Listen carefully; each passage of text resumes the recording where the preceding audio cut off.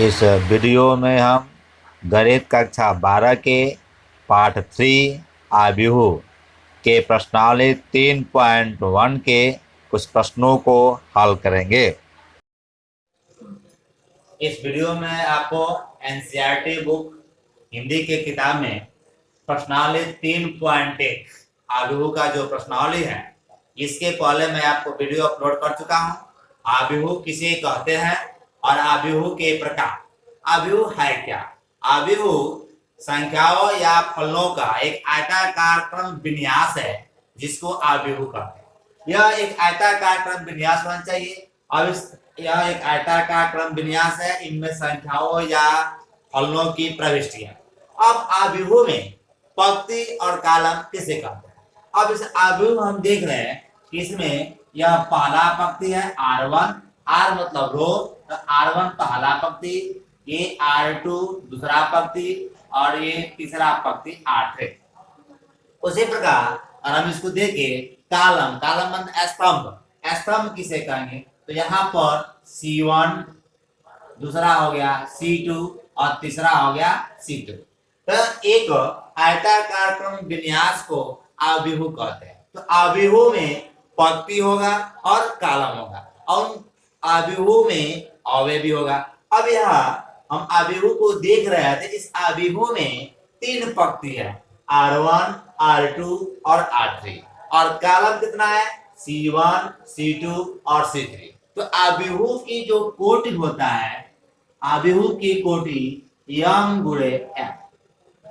यम यहाँ डिनोट कर रहा है पंक्ति को और यम डिनोट कर रहा है कॉलम को। तो पंक्ति गुणे कॉलम ऐसे लिख सकते हैं, पंक्ति की संख्या गुणे स्तंभों की संख्या। अब यहाँ पंक्ति की हम संख्या देखिए, 1 2 3, 3 पंक्ति है और स्तंभ कितना है? 3 स्तंभ है। तो 3 क्रॉस 3, यह जो आव्यूह है 3 क्रॉस 3 का कोटि का है। अब आव्यूह की कोटि क्या होता है? जैसे आप यहाँ ध्यान दें तो हमारे हाथ में ये 5 उंगलियां हैं।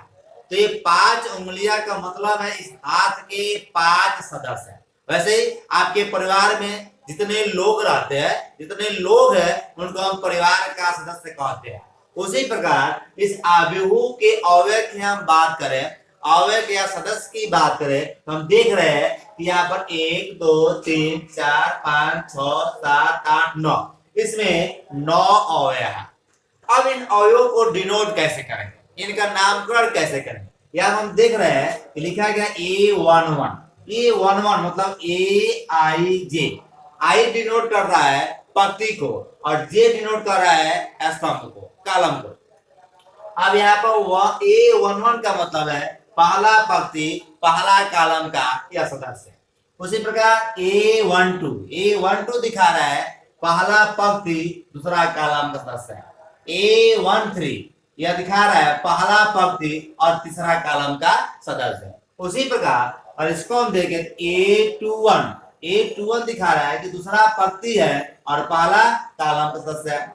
उसी प्रकार A22 दूसरा पंक्ति दूसरा कॉलम, A23 दूसरा पंक्ति तीसरा कॉलम। इसी प्रकार हम R3 में बात करें तो A33 तीसरा पंक्ति तीसरा कॉलम, यहाँ पर तीसरा पंक्ति दूसरा कॉलम, A33 तीसरा पंक्ति तीसरा कॉलम। तो आप लोग यह समझ गए कि आव्यूह क्या है। आव्यूह संख्याओं या फलनों का एक आयताकार क्रम विन्यास है। उस आव्यूह में पंक्ति होगा और कॉलम होगा। उस आव्यूह की जो कोटि होता है वह होता है m क्रॉस n, यानी पंक्ति की संख्या गुणे स्तंभों की संख्या। इसमें पंक्ति 3 है और स्तंभ 3 है। अब यहाँ पर प्रश्नावली 3.1 में पहला जो क्वेश्चन दिया गया एनसीईआरटी बुक का, वह है कि आव्यूह A में मैट्रिक्स में 2 5 19 -7 35 -2 5/2 12 √3 1 -5 और 70, ये आपके आव्यूह दिया गया है। और इस आव्यूह में आपसे क्वेश्चन जो पूछा जा रहा है वह है आव्यूह की कोटि। तो आव्यूह की कोटि होता है यम गुणे यम। तो यहाँ पर यम पंक्ति की संख्या कितना है, याद देखिए 1 2 3, इसमें 3 पंक्ति है तो पंक्ति की संख्या 3 हो गया।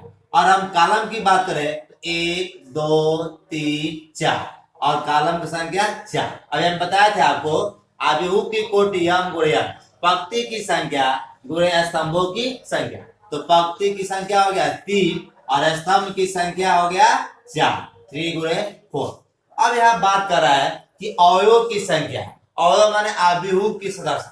तो यहाँ पर हम देख सकते हैं 3 चौका 12, तो ये 12 हो जाएगा। या गिन भी सकते हैं 1 2 3 4 5 6 7 8 9 10 11 12, ऐसे भी हम गिन कर ले सकते हैं। लेकिन यहाँ 3 अगर पंक्ति है और 4 कॉलम है तो 3 गुणे 4, 3 चौका 12 जो है इसके अवयव में।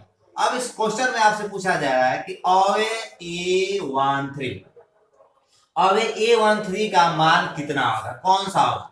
तो यहाँ पर A13 का मतलब है पहला पंक्ति तीसरा कॉलम। अब इसमें देखिए पहला पंक्ति और तीसरा कॉलम, पहला पंक्ति और पहले पंक्ति में जाए अब तीसरे कॉलम में आए तो कौन सा क्या आ रहा है 19, क्या लिखेंगे 19।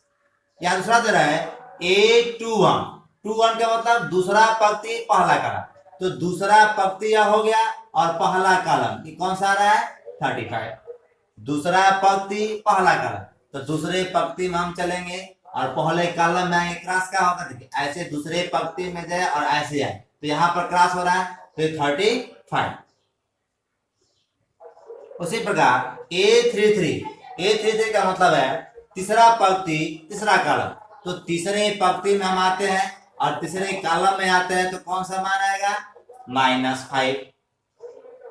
तीसरा पंक्ति तीसरा कॉलम, तीसरे पंक्ति में आए और ऊपर से तीसरे कॉलम में आए, यहाँ पर क्रॉस करेगा यानी -5। उसी प्रकार A24 का मतलब है दूसरा पंक्ति चौथा कॉलम, तो हम दूसरे पंक्ति में आते हैं और चौथे कॉलम में आते हैं, कौन सा होगा 12 यहाँ होगा। दूसरे पंक्ति चौथा कॉलम, दूसरे पंक्ति में यहाँ पर और चौथे कॉलम आ रहा है तो कौन सा आएगा 12 आएगा। अब A23 क्वेश्चन पूछ रहा है A23 का दूसरा पंक्ति तीसरा कॉलम, तो दूसरे पंक्ति में हम आए और तीसरे कॉलम में कौन सा मान आ रहा है 5/2, या होगा 5/2। दूसरा पंक्ति तीसरा कॉलम, दूसरे पंक्ति में और तीसरे कॉलम में तो ये हो जाएगा 5/2, क्योंकि पहला क्वेश्चन इस प्रकार है। क्वेश्चन नंबर 2 है यदि किसी अवयव में 24 अवयव है तो इनकी संभव कोटियां क्या है। यदि इनमें 13 अवयव हो तो कोटि क्या हो।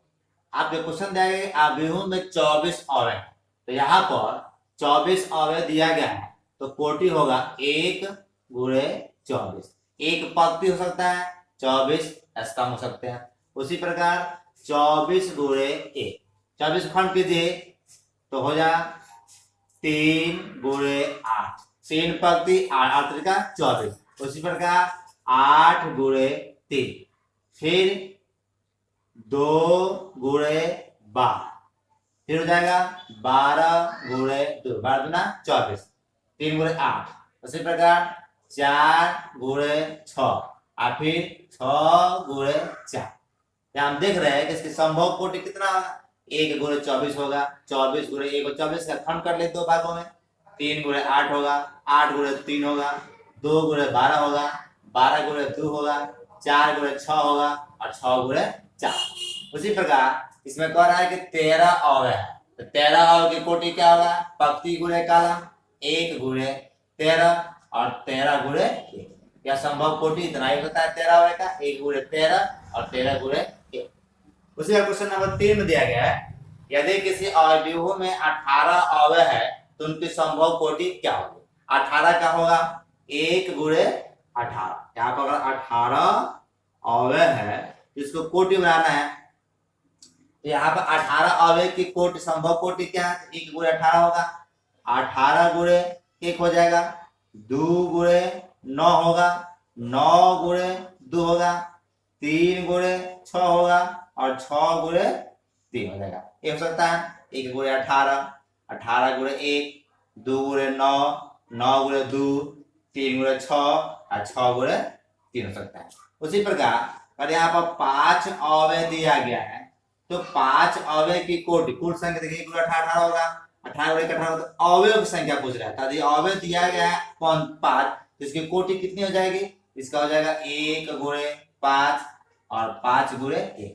हमें यहाँ पर अवयव दिया गया तो अवयव कोटि और स्तंभ, कोटि जो होगा कोटि पंक्ति गुणे कॉलम, पंक्ति गुणे कॉलम की कॉलम को कोटि कहते हैं, और उसके अवयव दोनों कोटियों के गुणनफल यानी पंक्ति गुणे कॉलम की संख्या 18 है तो 1 गुणे 18, 18 गुणे 1, 2 गुणे 9, 9 गुणे 2, 3 गुणे 6 या 6 गुणे 3, यानी 18 का 2 भागों में गुणखंड करेंगे, जो आएगा उतने उसके कोटि संभव कोटि हो जाएगा। ये 5 अवयव है, 1 गुणे 5 और 5 गुणे 1 इसका होगा। आगे अगले वीडियो में आपको क्वेश्चन नंबर 4 से आगे बताऊंगा। अगर आप मेरे वीडियो चैनल को सब्सक्राइब नहीं किए हैं तो सब्सक्राइब करें, लाइक करें। धन्यवाद।